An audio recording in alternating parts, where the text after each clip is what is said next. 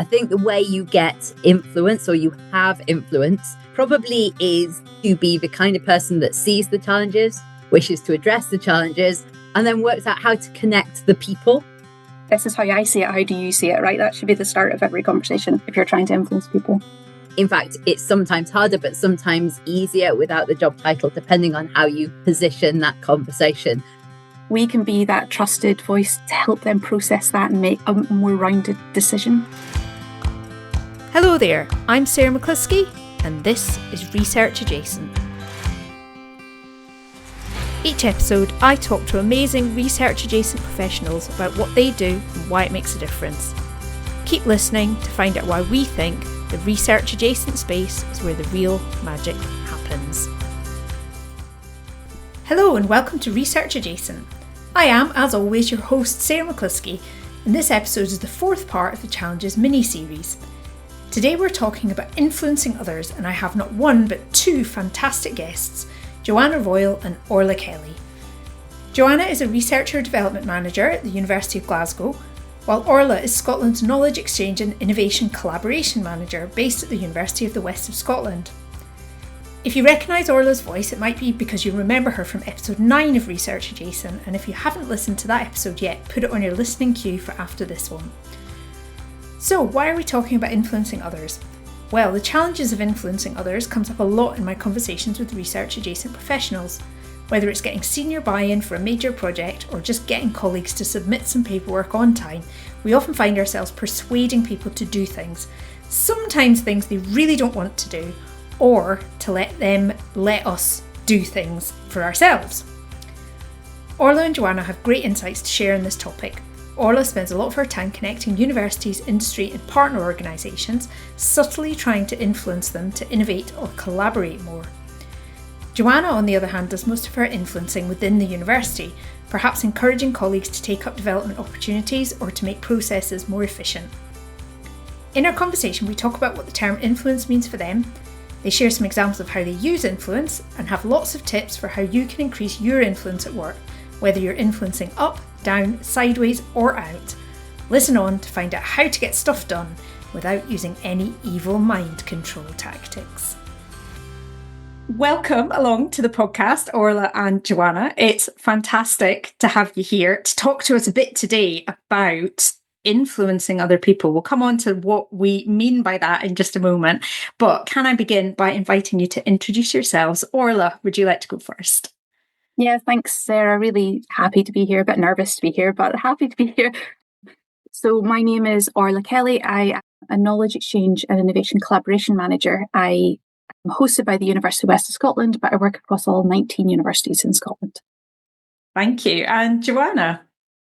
Hi, echoing that nervousness for sure, Orla. I'm Joanna Royle.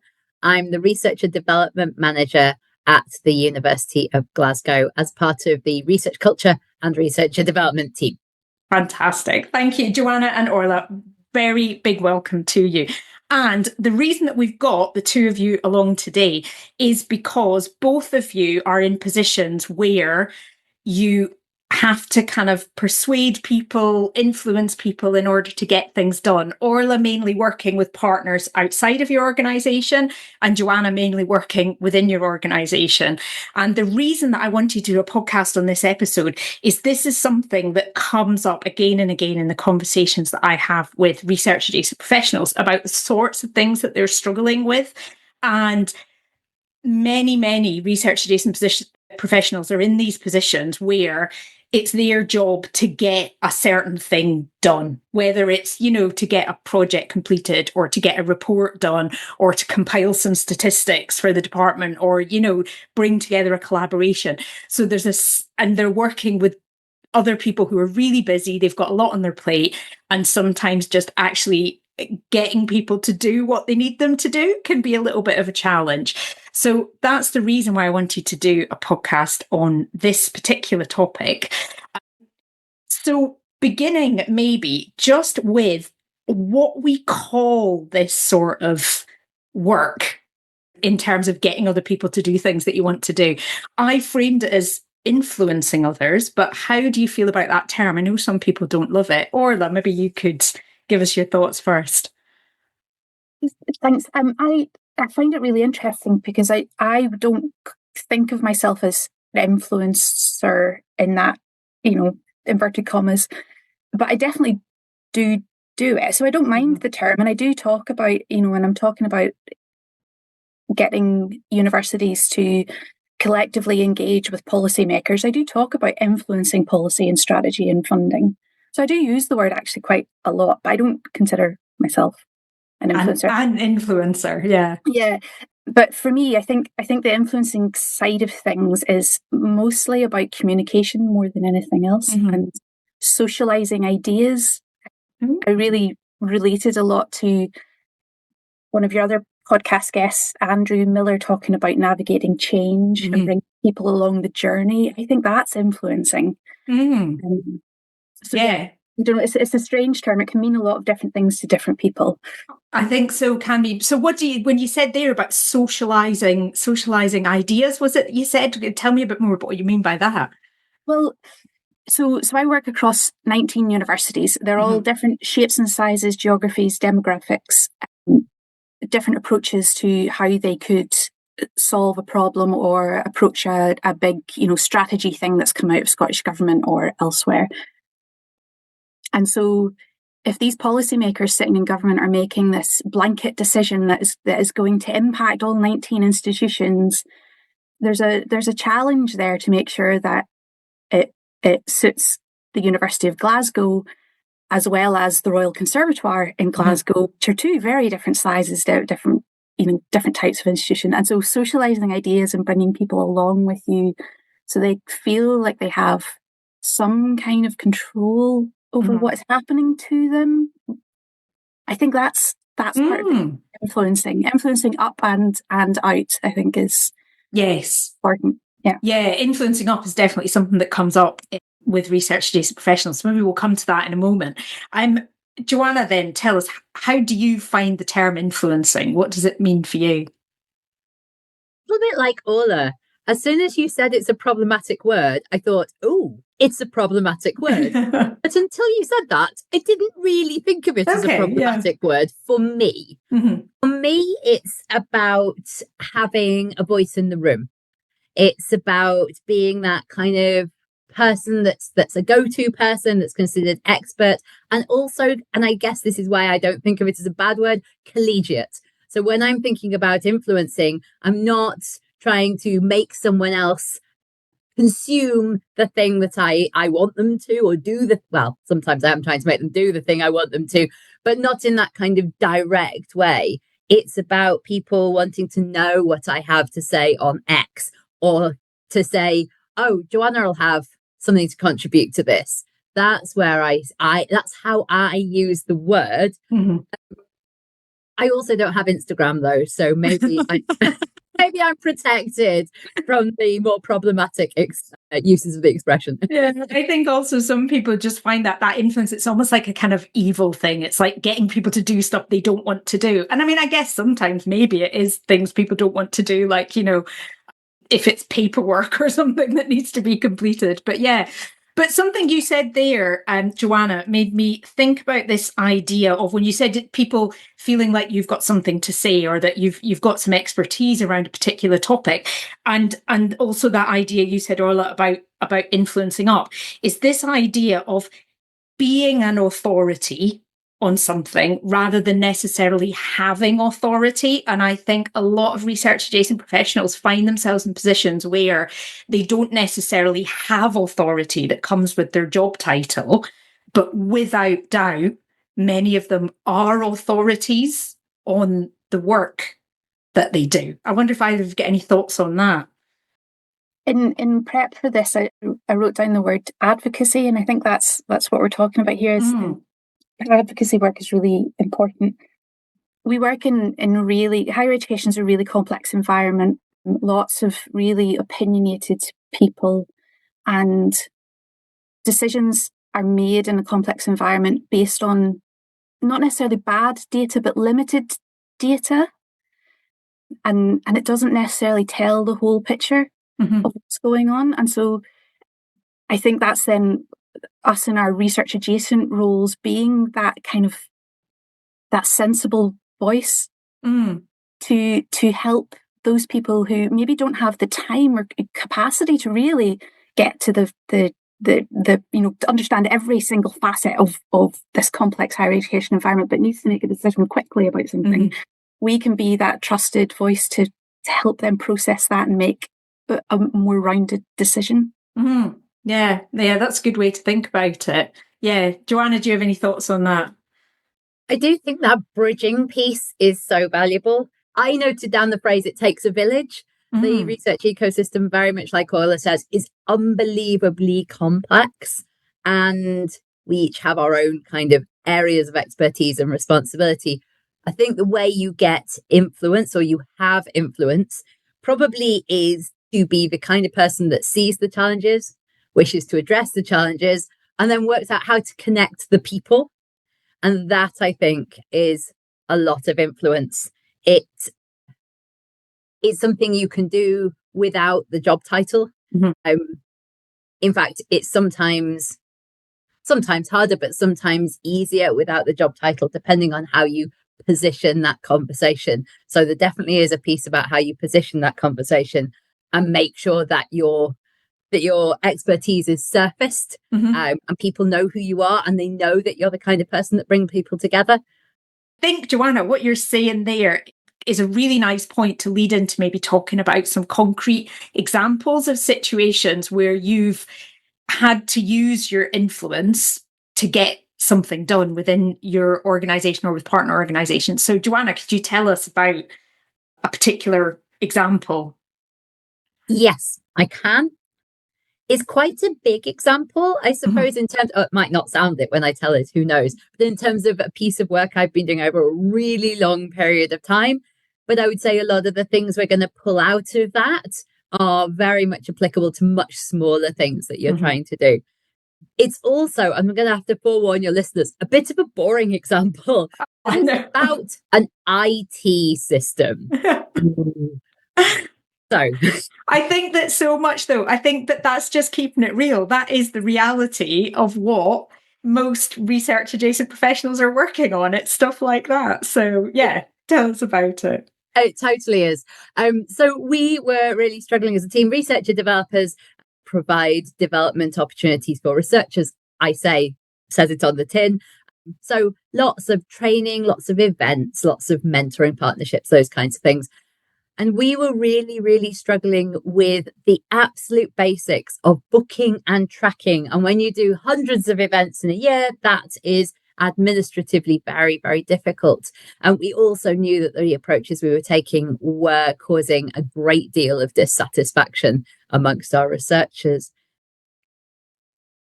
And finding a route out of that both addressed the needs of my team and the needs of our researchers that we were serving, because people didn't want to come to our stuff because the booking system was so horrendous. Was probably, I mean, I'm still in the middle of it, but probably a sort of 1.5 year long project, 2-year project, to get to the point of convincing the university to invest in a new booking and management system for events. And I'm sure you hear in your circles of people saying, oh, do we Eventbrite? Do we ticket tailor? What do we do? And having something in-house that does that. So the journey was definitely about finding other people that were having similar problems. I knew everybody was, because it was the kind of thing you heard people chuntering about at conferences and events.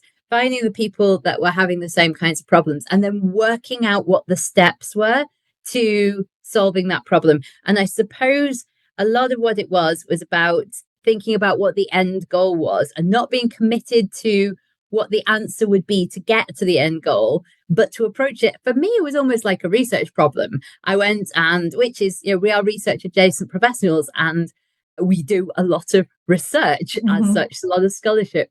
So I did a lot of, benchmarking and sector consultation and reviewing possible platforms. As I say, none of that sort of super exciting, but it was doing the work and then being able, so getting people on side, understanding what their problems were, doing the work for them that would get them to the solution. We all knew kind of what the end goal was, and then being able to present options. So it was working out, and then also working out what else would be impacted, because there's all sorts of ripple effects of a project like that, where you're trying to get the university to invest. And if they do this, then they don't do that. Or if they do this, you need to change that. So it was a very long term. It took quite a lot of patience to go on this journey of getting an IT system. And there was a lot of the influencing piece about working out what would work, working out what would get people on side, having conversations. I think a lot of influence is about good, positive working relationships. It doesn't necessarily mean that someone likes you, although that, to be honest, that's the approach I tend to use because that's who I naturally am. I'm quite loud. I was going to use a nicer word like bubbly, but quite social.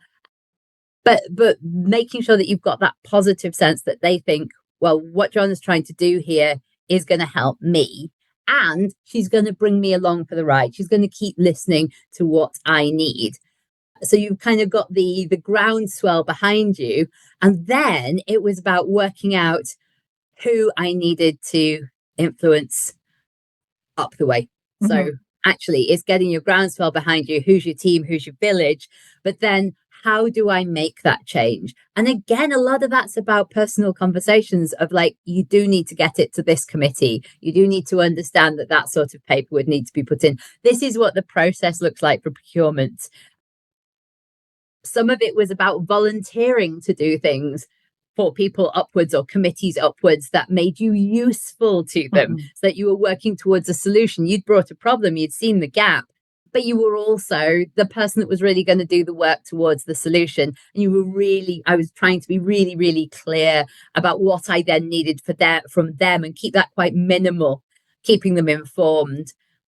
So yeah, it's an awful lot. That story has an awful lot of building relationship in it, despite the fact that the actual product was an IT system. I would also say, when you set us this challenge, you said, is there anything you could tell us about when your influencing really went wrong? And I would also say this story embeds that, because there was definitely moments along the way where the University of Glasgow is very big, and what we were trying to do towards actually probably the same goal as other teams who were also seeing the same problem came into tension, and at times navigating that tension and actually knowing when you needed to bring in the big guns, knowing when you needed to say, actually, this, much as I feel very empowered to have that influence, and I do think to have that influence, it helps if the team around you and your direct line management is encouraging of it,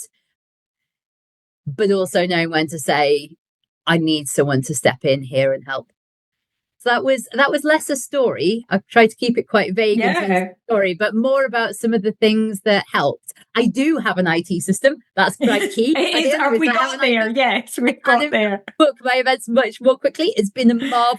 We've cut our admin time down from sort of by 3/4, which has been fantastic, wild and amazing. Bit dull, but very important in terms of my team. We've got much happier researchers. So the outcome was good, but it was a long journey of relationship building and doing the work.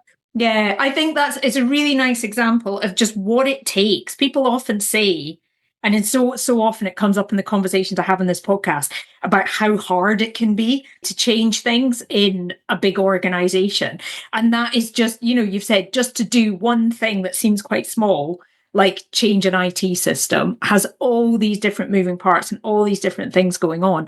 But also the fact that it's really just about people. So yes, on the surface, it's about IT systems, it's about a piece of technology, but ultimately it's about people. And yeah, really nice examples of all the different strategies and things that you use. I think we'll maybe come back to some of those. I've written a bit of a list. But for now, maybe we'll see what Orla has to add to that list. So Orla, tell us about an example of something you've done which involved influencing others.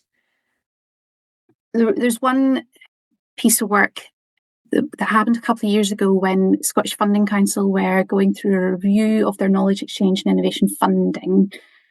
And so going through all the usual consultation and a lot of uncertainty at the time. People are a bit worried about what does this mean? What's going to happen in 12 months' time, 18 months' time? And so we brought in, or I brought in Hamish McAlpine, who you've had as a guest on the podcast before, to lead a session on measuring knowledge exchange through a Scottish lens, is how we kind of branded it. So there was lots of influence in that, in encouraging the people in the different institutions to say this conversation is a good idea. You're going to leave this workshop with more confidence in what lies ahead, and influencing the funding council that this is also going to potentially be valuable to help you shape the decisions that you're going to make. Yes, you're doing this very formal consultation, but there's more that you can do beyond that, and so trying to influence that. But the reason I wanted to bring that particular example up is because during this time I had a conversation with a principal in a university in Scotland who is no longer a principal there, who was quite rude and really quite difficult with me and challenging me to say, basically, who are you to enable this conversation to happen? Why do you think the professional services staff should have any kind of say over this? And it was really quite difficult. But that was a really good lesson for me, because you can't please everybody all of the time. No. And just because this one person doesn't like it, doesn't matter that where they sit in the hierarchy, right? The fact that we had most universities in Scotland come to this whole day workshop to contribute says to me that it was important. So you can't be bogged down by this one person's, challenging opinion. But I'll throw in another example that's more relevant to Joanna, actually, because Joanna and I occasionally cross paths through the Scottish Higher Education Researcher Developers. Yeah. Right? And it's a great peer network in Scotland that meets regularly, shares best practice, really, really brilliant example of collaborative working. I'm particularly interested in where researcher developers and research culture collides with knowledge exchange and innovation culture. And I don't see the two things as separate, but we quite often treat them as these separate things. There are lots of reasons for that. But a couple of years ago in the summer, beautiful sunny day in Stirling, Joanna, if you remember, and we had... It was a really lovely day. It's still in my memories as one of my favourite work days, actually. Yeah. And we're up in the beautiful Stirling campus and looking out over the loch, and gorgeous. And we had Skillfluence come in to do a piece of work around the researcher developer's role in feeding that early pipeline towards knowledge exchange and innovation, right? And so brilliant room full of researcher developers talking about this all day, really enthusiastic discussion, like wonderful. And then Skillfluence came and gave me the report at the end of it, and I just looked at him like, I don't know what to do with this. This is almost too big. Yeah. And so we're nearly 2 years on from that meeting, Joanna, and I haven't dropped that, but I just haven't necessarily done anything more with it. But it's still that thing of quietly influencing people, planting seeds, right? This is an important topic. I don't know the solution. I don't know the route to get there necessarily. Joanna, you've already said the phrase, it takes a village. How can we address this as a collective, not just, me sitting at my desk saying this is a problem and Joanna, you need to fix it, because Joanna's going to shrug her shoulders and put it, bullet point number 39 on her list of things to do.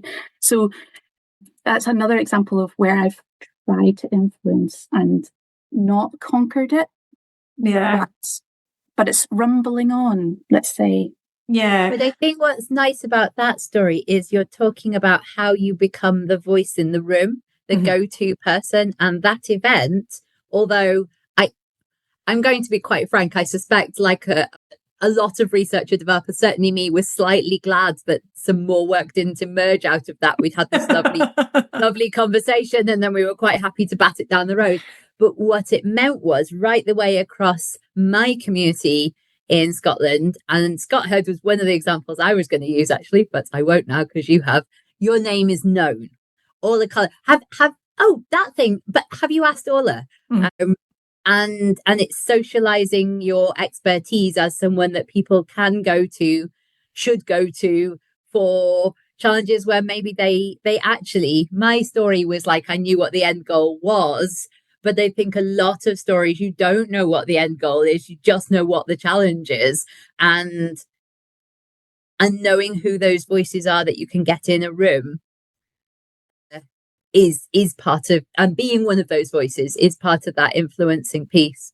Yeah, and I think it's lovely. It's a lovely example of this. The things I've written down on my notebook here: planting seeds and being a quiet influence. So not always, and I think that applies to loads of people in our community. That you're not necessarily the one standing at the front of the room telling everybody what to do, but by just the things that you do behind the scenes, actually, it makes a huge difference, and it's how things start to move and change, and it's how people so often, when I talk to people who feel like they don't have a lot of influence, but it's sometimes it's recognizing, well, what are the things that you do have influence over, and what are the things that you can do, or maybe that more of those quiet and subtle things that help to shift and change, even if it's a very slow process, even if you don't know what the end goal is going to be, but you're just nudging it in a particular direction. And over time, those things start to end up where they end up. I mean, that's it. Yeah, you don't always know, but certainly taking them off into change, things happening down the road, whatever that might be. So yeah, so loving the two, well, through kind of three really, but really nice contrasting examples of different ways of approaching it. And that's the thing, isn't it? Is it's not this sense of influencing other people. It's not like there's only one way to do it. It's not like it's something that's only for certain personality types, or, you know, that it's something that everybody can do in some way, and in some way that feels authentic to them. And I think both nice examples that help to illustrate that. That said, I think, well, maybe because I think both of you will have different examples of these. The things that you've seen that really help to make a difference, both of you have talked a lot about relationships and communication. I think, would you say that's the kind of fundamental thing? I don't know if either of you wants to jump in on that. I think it's one of the fundamental things. I think it's about relationships, but it's also about understanding your pathways. Mm-hmm. So it's, the relationships are absolutely the groundwork, and having influence is partly about putting that groundwork in before you know how you want to have influence, being in the spaces, being encouraging, being positive about what other people are doing. But it's also, you're not going to get anything done if you don't know what kinds of who's going to make that decision. Mm-hmm. Where are those points of power and decision making, and what is the journey to them? What kinds of evidence do the people that can make decisions need? What do they value? How does this fit into bigger strategic alignment? So I think you need your people, absolutely, mm-hmm, baseline, but you also need to understand your pathways and understand your route into those pathways. I certainly speak to, as you said, a lot of people perhaps don't feel like they have influence. And when I speak to researchers on, you know, leadership programs, and we do a Covey circle or something like that, and you have quite complex and difficult conversations about their sense that they don't have that influence themselves, because perhaps they're thinking, well, I am going to be the one that addresses precarity in the sector. Well, I can't do that. No, you can't. Personally, on your own, no one can. No. But what are your pathways to influence? Who are your people that can go to the committees, and what do they need? Yeah. So I think it's about people, but I also think it's about pathways. Yeah, I think knowing those places with the, you know, how it fits into the bigger picture. And certainly that's something that's really important for the work that you do, Orla, isn't it? Is knowing what's the vision, what's the goal. Yeah, spinning on some of the things you've already said, Joanna, I think it's really important to put yourself in that person's shoes and understand where their pressures are and where the opportunities are, and take it from their perspective, because you should not assume that people know why you're doing this thing, or know your background, or know the context. And so putting yourself in other people's shoes. It just come to mind, I work at I work a lot with someone called Ross Tuffy. Sarah, I know you know Ross, or know of Ross. When Entrepreneurial Campus Blueprint was published by Scottish Government a few years ago, and it was quite naive in its thinking. Certainly in terms of, we need to transform the curriculum and we need to embed enterprise in the curriculum. It sounds great on paper, right? Wonderful. This is going to be brilliant for our students, brilliant for society, brilliant for our economy. But the reality of getting your program director in the School of History or whatever to recognise the need to embed enterprise in the curriculum. I mean, it's just so you're so right, Joanna, about the pathways and making sure that you're communicating in the language that people understand, and that you recognise the challenging environment that we're all working in, and we all have different pressures. So yeah, put yourself in other people's shoes, I think, is and don't make assumptions. Yeah. Do problem 101, right? This is how I see it. How do you see it, right? That should be the start of every conversation if you're trying to influence people. Yeah. And I think it's that as well that you said earlier, Joanna, it's that kind of what's in it for me, is helping people to understand, this change, this report, this project, whatever it is. Why is that going to be important to me? Why is this something that I have to do? And that's where all that relationship building, identifying the pathways, the routes and things like that comes in. Also, that what's in it for me as well is really important when it comes to influencing up, isn't it, Joanna? Influencing people who are maybe in more senior positions or who are in the position to actually make some of the decisions about things. And I liked some of the things you said about, making it easy for them, being clear, but then also making it easy. Any other thoughts about what can help if you're trying to influence somebody who is in a more senior position in whatever way that might find itself? I think adjusting your comm style. So learning to write a really tight, well-constructed email that prefaces the things they need to do. I certainly have some slightly embarrassing examples from the start of my career as a researcher developer where I presented deans with all the things, all the information, absolutely everything. And they really weren't getting through it. And I was having to send too long, didn't read follows ups. Yeah. So learning how to really get to the heart of what they need to know, not the things that are worrying you, not, oh my goodness, my administrator's spending forever on this, or I need to work out the catering for that, or I can't work out how it's going to work like such and such. Those details are not important to them because that's not their agenda, what they need to know. So understanding how to communicate what they need to know, things around how is this strategically aligned? What does it cost? How is it going to have a ripple effect on other teams? How is it going to accomplish goals that they have? And so not only in emails, also in reports that you can send so people can pre-read, also in conversations that you have. Those kinds of conversations take a lot more, well, for me, take a lot more planning. That classic quote, I can't remember who it is. I didn't have time to write a short article, so I wrote a long one. Yeah. Who is that? I don't know, but I'll see if I can find it. I'll put it in the show notes. Yeah, add it in later. Influencing up, it's really a part of it for me is about communicating in a way that they're going to have capacity to hear. Yeah, and it's still part of that, as you said, Orla, putting yourself in other people's shoes, isn't it? Yeah, I 100% agree with what Joanna just said. I've engaged with a few university-wide committees before, Pan-Scotland committees, and you see every so often there'll be someone that comes and says, oh, this is a thing, asks the question, can you respond to me with feedback within 2 weeks?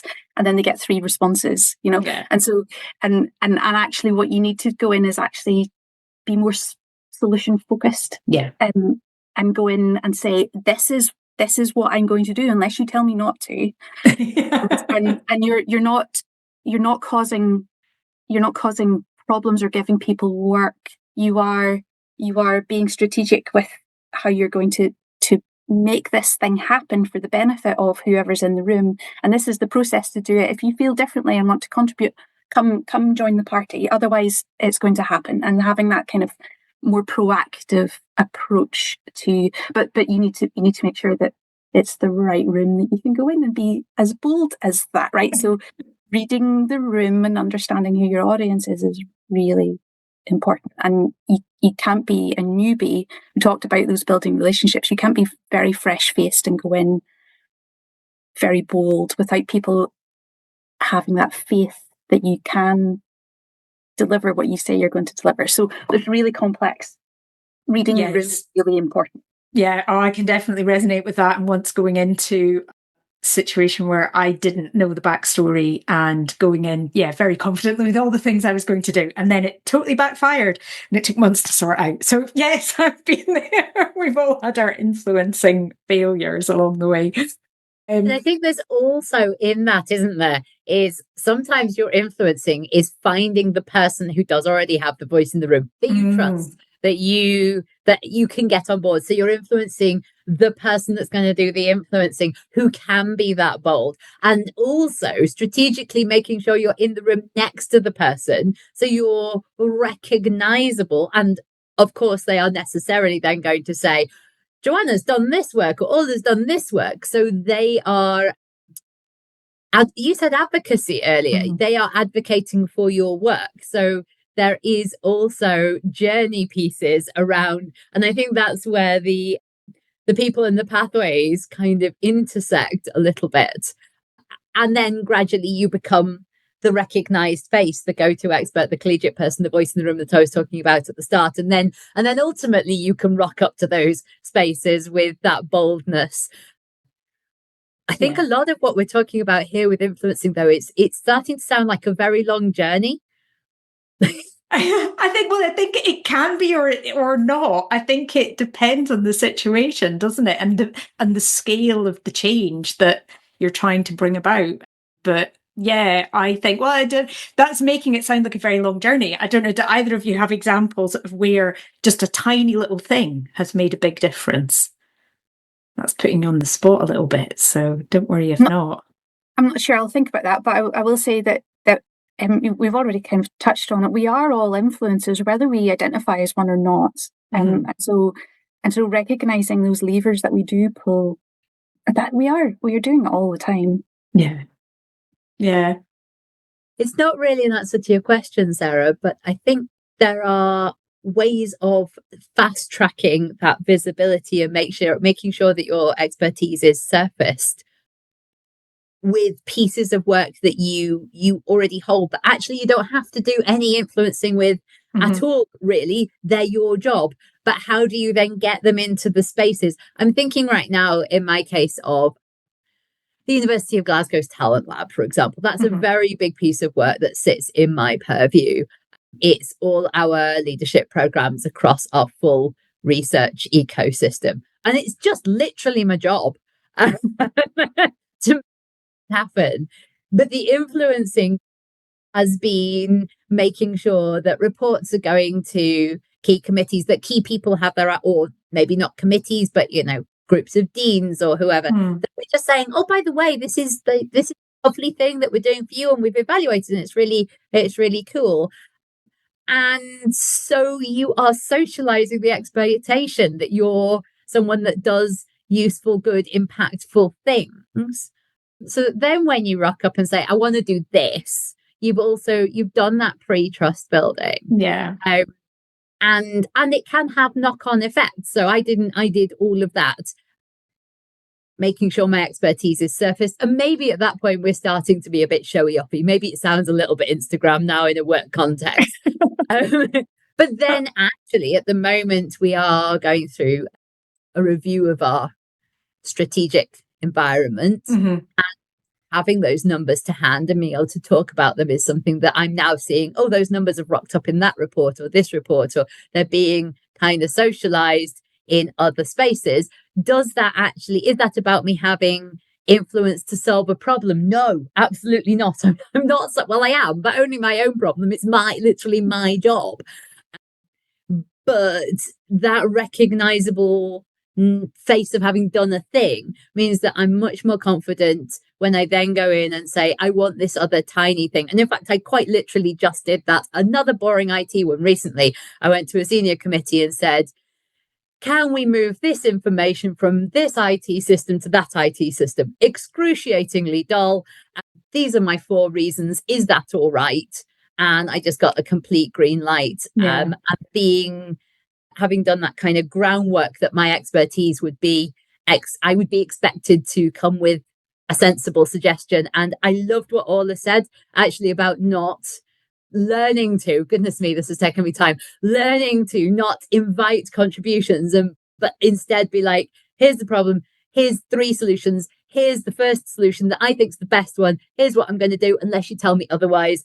Here are the other options. Like you can look at them. I'm not excluding you from, you are the decision makers. I'm not excluding you from the information, but actually, if really you just want someone to do the thing, here's the thing. I'll pop off and do it, shall I? So I suppose that's where I'm talking about the long journey is the trust building, because then you can do little things quite quick. Yeah, and I mean, it's a hugely powerful technique that I've used myself and I've seen work really well when you come with the solution, not the problem.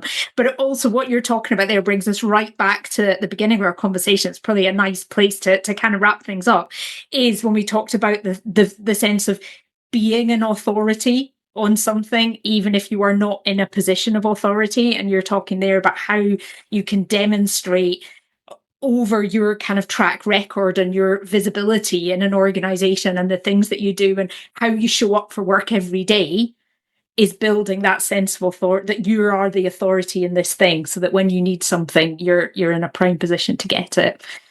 Orla, any final thoughts from you?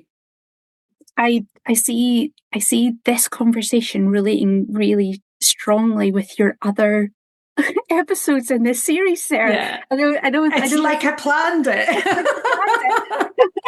but the whole because we're working in these quite. Everyone talks about universities moving slow, but there is quite a dynamic environment, right? Things are changing all the time, and so you have an episode on navigating change.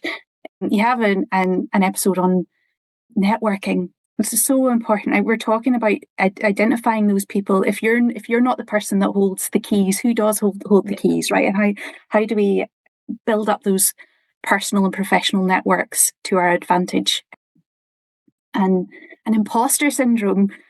Joanna and I both entered this, and we are not authorities on influencing people, but we do it all the time. So yeah, I think having more confidence in the role that we do play, no matter what size of cog we are in the machine, that we are making things move, and recognizing where we're doing that, I think is really important. Yeah, we definitely are making things move without question. I think that the whole wheels of the higher education train would fall off if it wasn't for all the research adjacent professionals out there. Well, just to wrap up our conversation, if people want to get in touch with you, connect with you, is there a social media place or somewhere that you hang out? It's a good place to find you. Orla? Yeah, I'm on LinkedIn. Yeah. I like LinkedIn. LinkedIn's really good. Yeah. Go-to place. Joanna, do you hang out anywhere online? I dabble in LinkedIn. Yeah. I'm not perhaps there very reliably. And absolutely do just reach out by email. I'm very findable on the University of Glasgow website. Fantastic. I'll put links to those in the show notes. And so, yeah, thank you so much, both of you, for coming along and just sharing what you do and the difference that you make. And I think that's the important thing. Thank you. Thank you very much. Thanks for having us, Sarah. It's been really fun. Thanks for listening to Research Adjacent. If you're listening in a podcast app, please check you're subscribed and then use the links in the episode description to find full show notes and to follow the podcast on LinkedIn or Instagram. You can also find all the links and other episodes at www.researchadjacent.com. Research Adjacent is presented and produced by Sarah McCluskey, and the theme music is by Lemon Music Studios on Pixabay. And you, yes you, get a big gold star for listening right to the end. See you next time.